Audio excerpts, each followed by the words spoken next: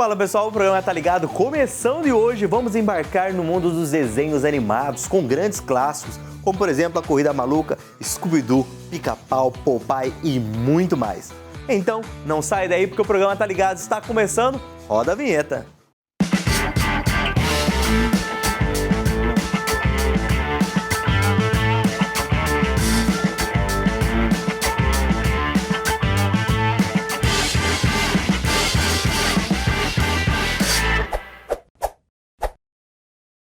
E vamos viajando no tempo para 1940, quando começavam os primeiros rascunhos de um dos personagens mais ícones da história.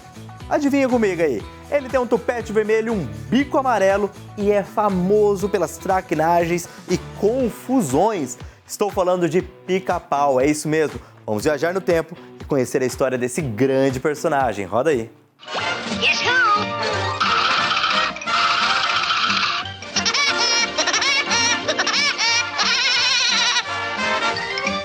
O icônico desenho Pica-Pau tem mais de 80 anos e é um sucesso até hoje. Passou por várias gerações e continua divertindo o público com as maluquices e palhaçadas. E você sabia que o personagem já surgiu irritando e importunando os outros? É isso mesmo. Em 1940, o cartunista Walter Lantz tinha escolhido uma linda cabana perto do lago na Califórnia para passar a lua de mel com a nova esposa.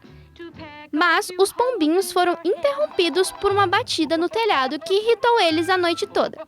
Quando Walter saiu para ver o que era, encontrou um insistente pica-pau, fazendo buracos no telhado de madeira. O primeiro impulso do cartunista foi pegar um rifle para assustar o animal, mas a esposa convenceu ele a deixar o bichinho em paz. Foi ela também que disse a ele que talvez ali estivesse o personagem que tanto pensava em criar. Foi exatamente o que Walter fez, com a ajuda do desenhista e animador Ben Hardaway. Assim, nasceu o personagem de um pica-pau malandro e insano, que enfurece os rivais bicando as cabeças deles e depois dando a famosa risada. O personagem chegou às telas pela primeira vez em novembro de 1940, como um pássaro louco, quase psicótico. A aparência dele foi considerada grotesca. Ao longo dos anos, ele foi ganhando traços mais agradáveis e um temperamento um pouco mais calmo. Distribuídos pela Universal Studios, o Pica-Pau apareceu regularmente na TV de 1940 até 1972 e foi protagonista de mais de 100 curtas e cerca de 350 desenhos animados. As reprises e as novas versões do desenho continuam até hoje em diferentes canais de televisão. O Pica-Pau ficou tão famoso que tem a própria estrela na calçada da fama de Hollywood. No Brasil, o Pica-Pau chegou em 1950. Ele foi exibido pela antiga TV Tupi, ainda sem dublagem em português e com os desenhos legendados. Foi o primeiro desenho animado a ser transmitido na televisão brasileira. O Pica-Pau também foi transmitido pela Globo, SBT e Record. Fez um grande sucesso aqui no nosso país, não só entre as crianças, mas entre a família toda.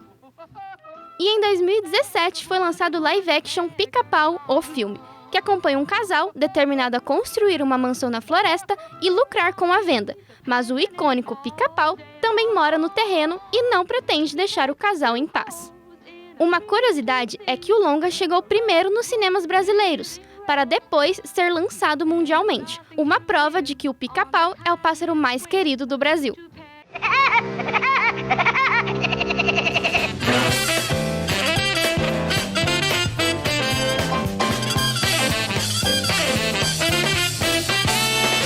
Saindo de 1940 com os rascunhos do Pica-Pau, bora para 1929, quando ele, o cara do charuto, o protetor das magrinhas e indefesas, já sabe o que eu tô falando, né? Isso mesmo, Popeye e Olivia Palito chegavam nas telonas para fazer sucesso, confere aí.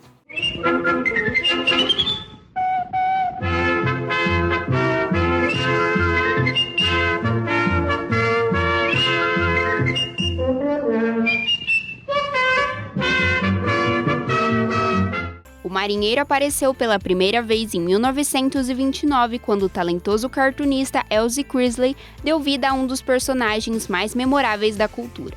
Popeye, o marinheiro de voz rouca e enorme força, conquistou as páginas dos jornais e as telas da televisão. O desenho animado narra as incríveis aventuras de Popeye, sempre acompanhado da amada Olivia Palito enfrentando um eterno rival. Popeye se tornou uma figura representativa, conhecida pela paixão por espinafre que dava a ele uma força sobre-humana. A popularidade de Popeye foi avassaladora e o desenho animado logo se tornou um fenômeno mundial. As crianças se encantam com as histórias repletas de ação, humor e, é claro, lições de moral. O rosto de Popeye foi estampado em diversos produtos, desde brinquedos até roupas e esportes. Ao longo das décadas, Popeye evoluiu e se adaptou aos avanços tecnológicos. O desenho ganhou cores vibrantes, trilhas sonoras animadas e aprimoramentos visuais, mantendo-se sempre relevante e amado pelo público. Popeye se tornou um verdadeiro ícone da cultura, e o impacto vai além da animação. Os valores de justiça, coragem e amor foram inspiração para gerações de fãs ao redor do mundo. Além disso, o desenho animado também teve um papel importante do incentivo ao consumo de vegetais, como o espinafre, ajudando a promover hábitos saudáveis nas crianças.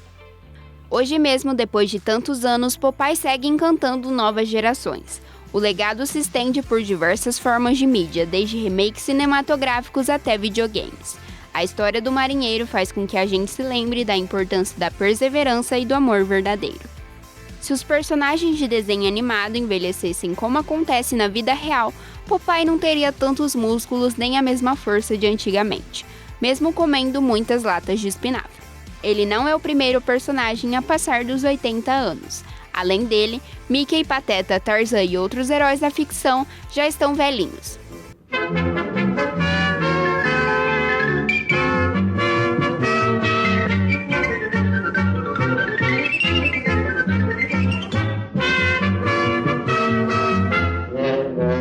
Esse desenho ensinou muita gente a se alimentar bem e comer o tradicional espinafre. Porém, tinha um personagem que ensinou muita gente também, a comer muito lanche. E por falar nisso, vamos agora pro intervalo fazer aquela boquinha, tomar uma água e eu já volto, não sai daí.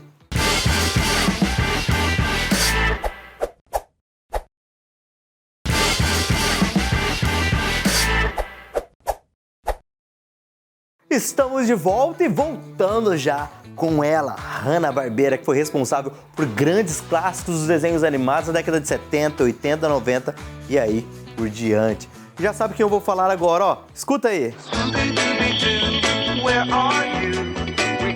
Esse é famoso, não é mesmo? Então roda aí, Scooby-Doo.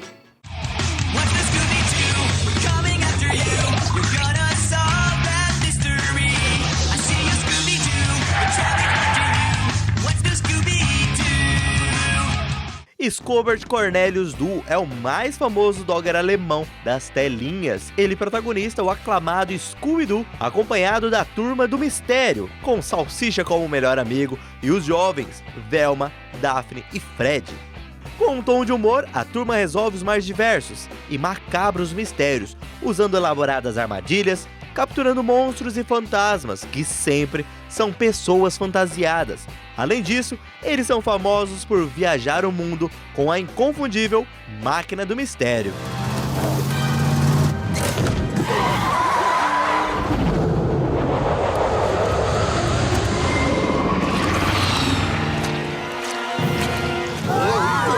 O desenho foi criado em 1969 por Joey Hobbit, Ken Spears e Waiô Takamoto e produzido pelo estúdio Hanna-Barbera. Originalmente a série animada era chamada de Woz SS Scarhead, mas durante uma viagem, o chefe de programação da CBN, o canal que se passava o desenho, ouviu uma música chamada Strangers in the Night, uma música que é de Frank Sinatra, onde em certa parte o cantor repete o trecho Dooby-Dooby-Doo, e assim o chefe de programação da CBN decidiu mudar o nome para Scooby-Doo, Where Are You?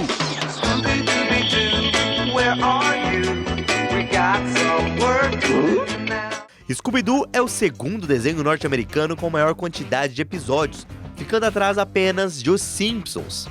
Desde a estreia em 1969, a série esteve presente na TV e passou por diversas versões, sempre se adequando à época.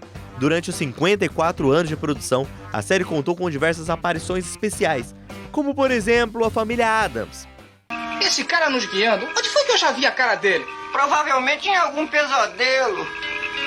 Agora que você falou, realmente ele não me é desconhecido. O Salsicha que eu diga.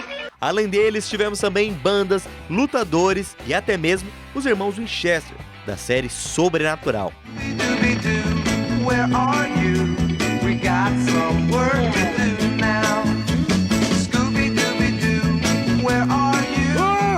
E é claro que não poderia faltar o clássico, né? Batman e Robin.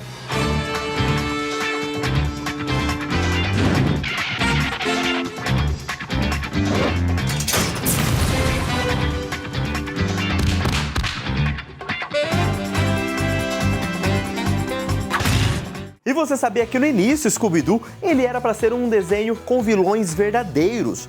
Por exemplo, era para ter zumbis, alienígenas e outros monstros reais.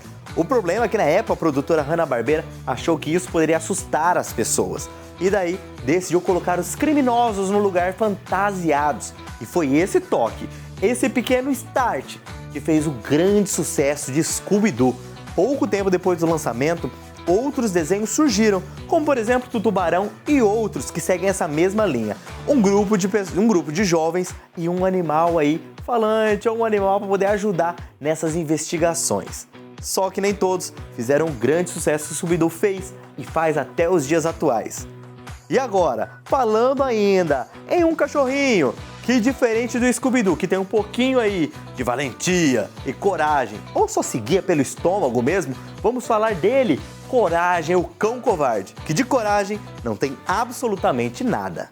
Interrompemos este programa para levar até vocês o programa do Coragem, o cão covarde, estrelando Coragem, o cão covarde. Abandonado ainda filhote, foi encontrado por Muriel, que mora em lugar nenhum com seu marido Eustácio, resmungão. Mas coisas assustadoras acontecem em lugar nenhum. Depende do Coragem salvar sua nova casa. Coragem, o cão covarde é o desenho do cachorrinho mais medroso do mundo dos desenhos animados. Ele foi um grande nome das animações, tanto de cães e séries, cheias de estereótipos. Cachorro idiota, você me fez parecer mal! Você sabia que o desenho foi inspirado em uma história de verdade? Isso mesmo, acontece que tudo realmente existiu. A casa afastada da civilização ficava no Novo México, nos Estados Unidos. Nela morava um casal de velhinhos e o cachorro deles. Depois de anos de sossego, os velhinhos começaram a ligar constantemente para o 911, afirmando ter entidades e coisas paranormais do lado de fora da casa. Isso na época virou até piada. Até que um dia, um dos operadores atendeu a ligação e decidiu confiar no que foi dito durante a ligação e mandou uma viatura da polícia até a casa, mas a única coisa que eles encontraram lá foi um cachorrinho, tremendo de medo e chorando debaixo da mesa.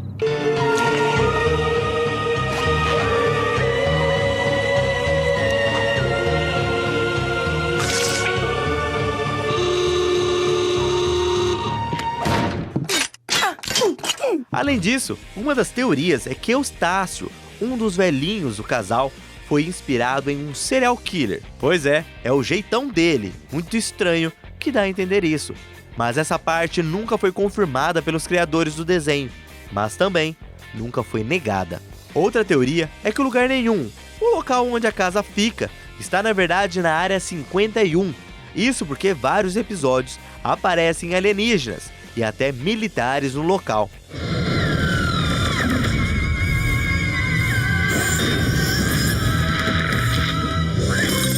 Agora, uma das teorias mais aceitas pelos fãs é que, na verdade, o Coragem, o cão covarde, na verdade ele tem medo de tudo que é normal para nós humanos. Na visão dele, de cachorro, as coisas são diferentes, fazendo com que ele tenha medo de tudo. Como, por exemplo, em um episódio, que no lugar de entrar uma pessoa, pode entrar um zumbi. No lugar de aparecer uma senhorinha, pode ser um monstro. Sendo assim, tudo que é normal, para ele, são grandes monstros e feras.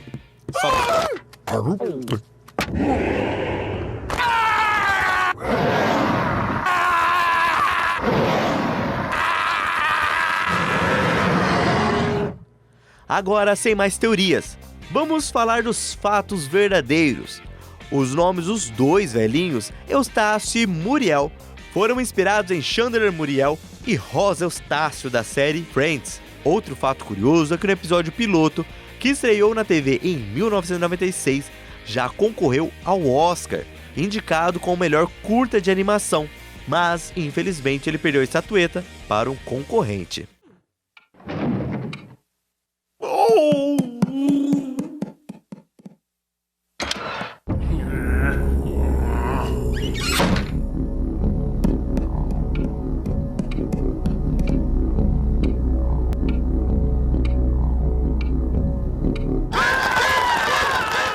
Uma das coisas que chamam bastante atenção são as pautas tratadas em cada episódio do desenho, tratando assuntos que na época não eram falados na TV, como por exemplo o machismo, o racismo, a violência doméstica.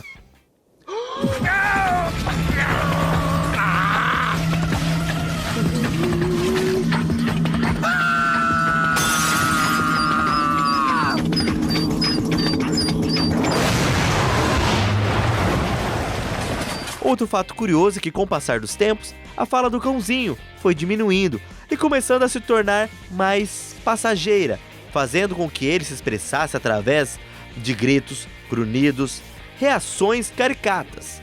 Já em contrapartida, Muriel e Eustácio começaram a falar mais, passando a falar bastante durante os desenhos, o que não acontecia na primeira temporada.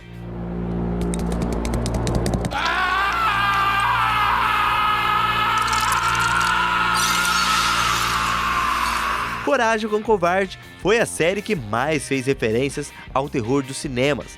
Ela foi exibida da década de 90 até novembro de 2022 e já teve até diversos boatos de que a série animada voltaria para as telinhas em um novo formato. Porém, até hoje, nada foi realmente confirmado.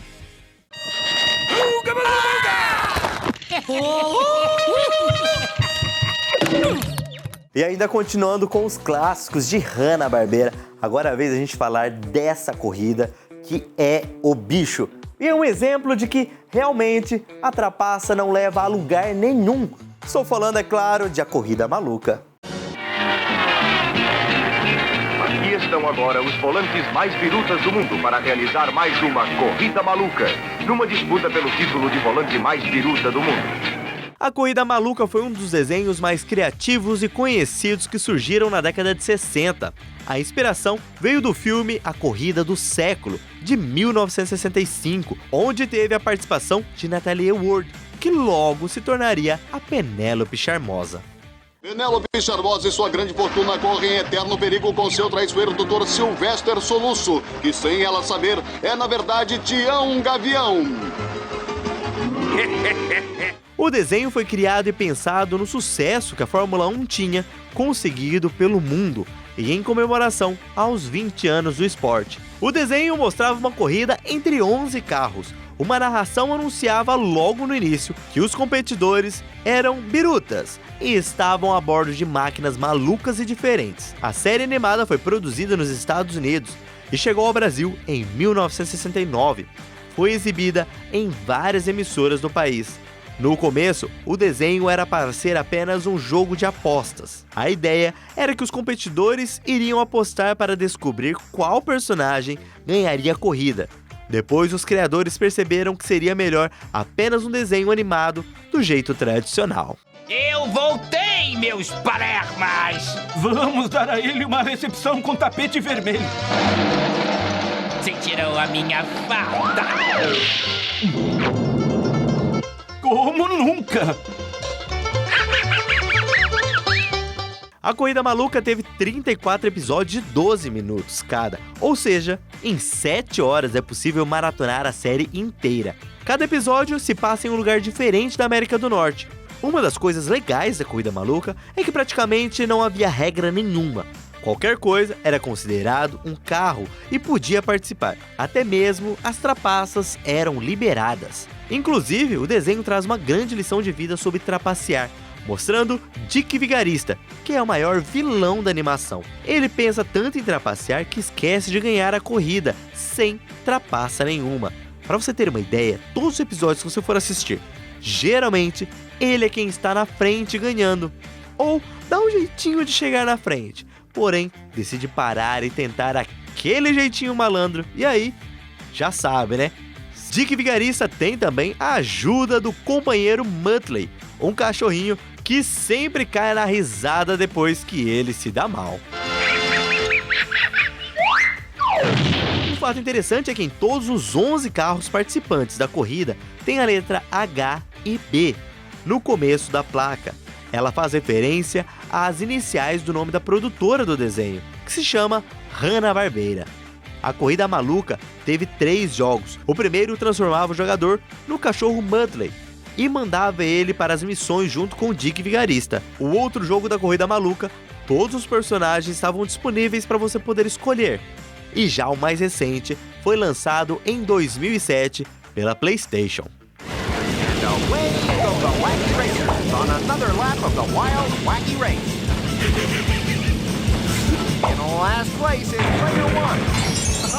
A série foi cancelada junto com vários desenhos em 1970, porque de acordo com os pais das crianças na época, o desenho era muito violento. Desse jeito, Dick Vigarista, Penélope Charmosa e outros personagens ganharam desenhos solos e fizeram sucesso.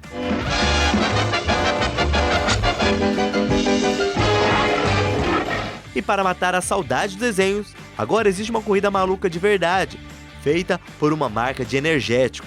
A competição tem 70 carrinhos malucos que passam por um circuito pelas ruas de São Paulo.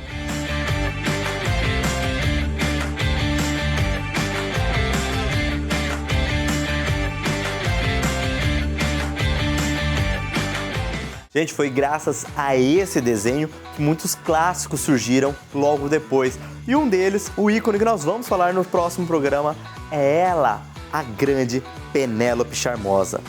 Mas infelizmente nós vamos ficando por aqui. O programa chegou ao fim, espero vocês a semana que vem. Até lá!